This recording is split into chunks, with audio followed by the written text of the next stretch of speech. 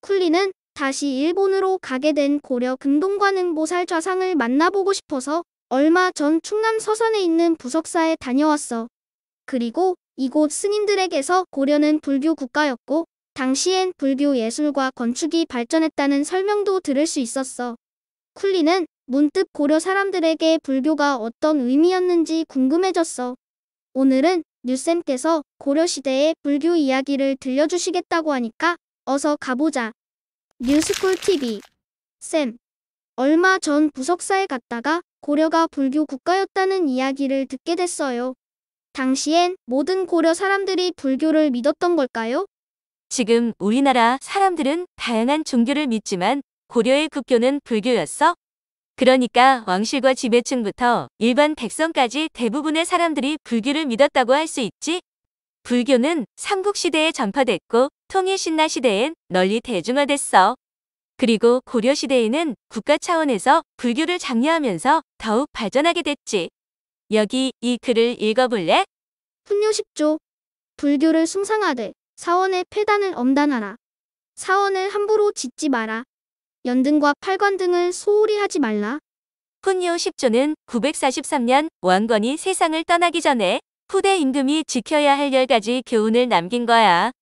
10가지 중에서 불교와 관련된 것이 3가지나 되지. 왕건은 고려가 불교의 힘으로 세워진 나라라고 굳게 믿었어. 그래서 후대의 왕들도 왕건의 가르침에 따라 불교를 장려했고 고려 왕조가 부처의 보살핌을 받고 있다는 걸 은연중에 강조하기도 했어. 어째서 왕건은 고려가 불교의 힘으로 세워졌다고 생각한 거예요? 이 이야기를 하려면 우선 통일신라 후기부터 고려가 건국되기까지의 과정을 먼저 살펴봐야 해. 신라는 삼국 통일 이후 눈부시게 발전했지만 8세기 후반에는 귀족들이 권력 다툼을 벌이면서 무척 혼란스러웠어. 멸망하기 전 150년간 왕이 무려 20번이나 바뀔 정도였지. 이런 혼란을 틈타 지방에선 호족들이 힘을 키웠지. 호족이라는 건 지방의 세력들을 말해. 후고구려를 세운 궁예, 궁예를 몰아내고 고려를 세운 태조 왕건, 후백제를 세운 견훤도 모두 호족들이었어. 궁예가 입은 옷이 예사롭지 않은데요? 혹시 스님인가요? 정확한 기록이 남아있지는 않지만 원래 궁예는 신라의 왕족 출신으로 알려져 있어. 후궁이 낳은 아들이라 버림을 받았고 절에 들어가 승려가 됐다고 하지. 이후 반란군을 이끌게 된 궁예는 처음엔 부하들을 잘 챙기고 일을 추진하는 능력도 뛰어나서 따르는 사람들이 많았어. 왕건도 처음엔 궁예를 따르는 호족이었지. 불교에선 석가모니 다음으로 미륵이 세상에 나타나 사람들을 구해준다고 하는데 궁예는 자신이 바로 미륵이라며 백성들의 마음을 얻었어. 하지만 왕이 되고 난 뒤엔 주변 사람들과 백성들을 의심해 처참하게 죽이는 일이 많았어. 그래서 모두들 등을 돌리게 된 거예요? 그래, 맞아. 왕건과 몇몇 장수들은 함께 손을 잡고 궁예를 쫓아냈어. 그리고 고구려를 잇는다는 의미로 새로운 나라 고려를 세웠지. 이후 후삼국을 통일한 왕건은 후백제, 신라 출신의 사람들을 하나로 뭉치게 하려면 함께 믿는 종교가 필요하다고 생각했어. 그래서 불교를 국교로 내세우고 나라 곳곳에 큰 절을 짓기도 했어. 쌤, 그런데 아까 훈요 10조에 있던 연등과 팔관은 뭐예요? 연등과 팔관은 불교 행사였던 연등회와 팔관회를 말해. 나라의 아주 큰 종교 행사였지. 연등회는 대보름날에 연꽃 모양의 연등을 밝히고 거리를 행진하는 행사였어. 아, 지금도 석가탄신일에 연등 행사를 하잖아요. 그래, 맞아. 고려시대에 했던 행사가 지금까지 이어지는 거야. 팔관회는 신라 때부터 했던 불교 행사지만 고려 때는 하늘의 신, 산과 강의 신, 용신을 섬기는 행사까지 더해서 더욱 크게 발전했어. 팔관의 날이면 용, 봉황, 말, 코끼리 모양으로 꾸민 큰 수레를 따라 악단과 무용수, 광대들이 거리 행진을 했는데 잔치와 공연이 밤새 이어졌다고 해. 거리 행진은 지금 놀이공원에서 하는 퍼레이드 같은 거네요? 그렇지. 고려 사람들뿐만 아니라 성, 일본, 여진 등 다른 나라에서 온 사신과 상인들도 참석할 정도로 큰 행사였어. 하지만 시간이 흐를수록 불교의 폐단도 컸어. 백성들은 팔관회 같은 불교 행사를 화려하게 치르기 위해서 재물과 노동력을 바쳐야 했어. 그리고 불상을 만들 때도 절을 지을 때도 백성들이 동원됐지. 그래서 고려 6대 임금인 성종 때는 불교 행사를 간소하게 하고 나라를 다스리는 근간은 불교가 아닌 유교를 중심으로 해야 한다는 상소가 올라오기도 해.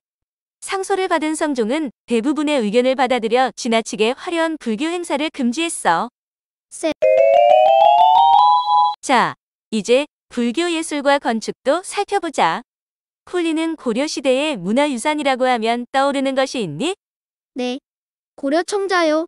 아, 그리고 예전에 쌤이 이야기해주신 금속활자. 뭐더라?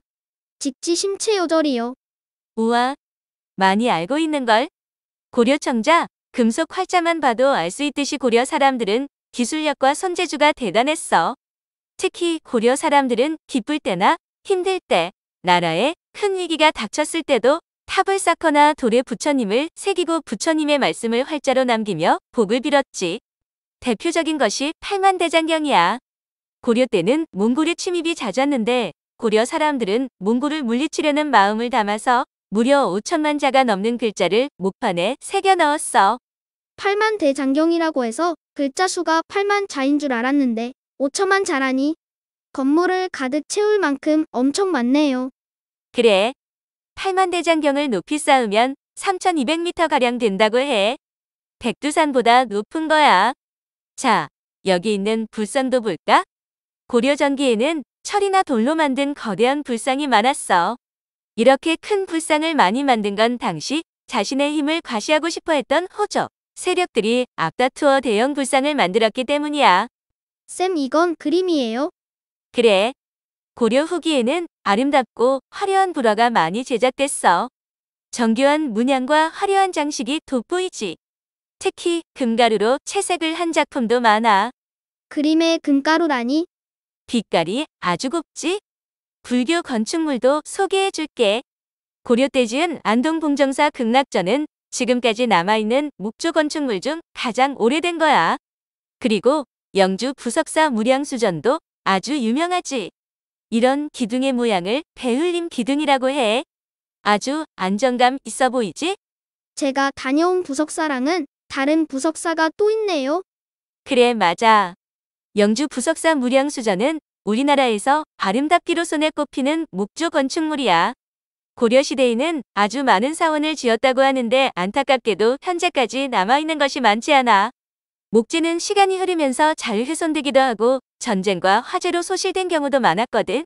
그래도 금동관 음보살 좌상 덕분에 고려시대와 당시의 불교 예술에 대해 많은 걸 알 수 있었어요. 금동관 음보살 좌상이 꼭 우리나라에 다시 오면 좋겠어요. 그래. 우리 모두 그날을 오기를 손꼽아 기다려보자.